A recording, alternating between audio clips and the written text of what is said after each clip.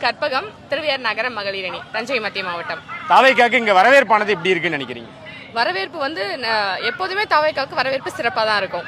இங்கே தஞ்சாவூரை பொறுத்த வரைக்கும் நாங்கள் மிகச்சிறப்பாக பண்ணிட்டோம். அதை எத்தனை நாட்களா இந்த வேலைகள் நடந்துகிட்டு இருக்கு? இந்த ஏற்பாடுகளானது எப்படி பாக்குறீங்க நீங்க? ஆக்சுவலாக 20 நாள் மினிமமா 20 நாள்ல பண்ண வேண்டிய வேலைகளை வெறும் 2 நாட்கள்ல தஞ்சை மத்திய மாவட்ட செயலாளர் எங்கள் அண்ணன் விஜய் சரவணன் அவர்கள் சிறப்பாக செய்து முடித்து விட்டார் நான் பெருமையா சொல்லிக்கிறோம். மகளிர் அணியில பயணிக்கிறீங்க, தாவைக்கால பயணிக்கும் பொழுது உங்களுக்கு எப்படி இருக்குன்னு நினைக்கிறீங்க?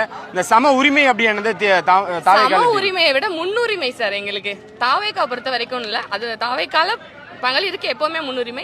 தஞ்சை மத்திய மாவட்டத்தில் ஒரு படி அதிகம் தான். இன்னைக்கு நீங்க பாத்தீங்கன்னா தெரியும், ஃப்ரண்ட்ல 2 கேஜ் ஃபுல்லா நாங்க தான் அதை கோஆர்டினேட் பண்ணதும் லேடிஸ் தான். ஒரு போலீஸ் கூட உள்ள வரல.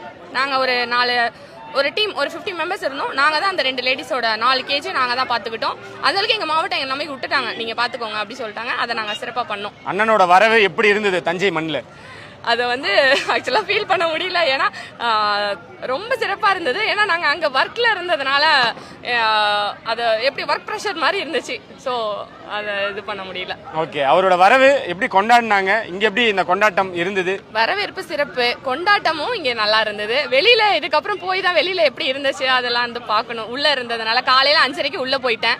இப்போ தான் வெளில வரேன். ஸோ போய் தான் பார்க்கணும் வெளியில் என்ன நடந்தது. நீங்கள் எதிர்பார்த்து வந்த விஷயங்கள்லாம் அண்ணன் பேசியிருந்தாரா? அவர் பேசின விஷயங்கள் என்ன ரொம்ப பிடிச்சது? எல்லா விஷயத்தையுமே கரெக்டா அட்ரஸ் பண்ணியிருந்தார் சார். நம்ம முக்கியமா ரொம்ப இந்த ஒரு அவர் சொன்ன மாதிரி சும்மா வெறும் எழுத்துல மட்டும் இருந்த விஷயங்களை அவர் உணர்வு பூர்வமா அட்ரஸ் பண்ணியிருந்தாரு.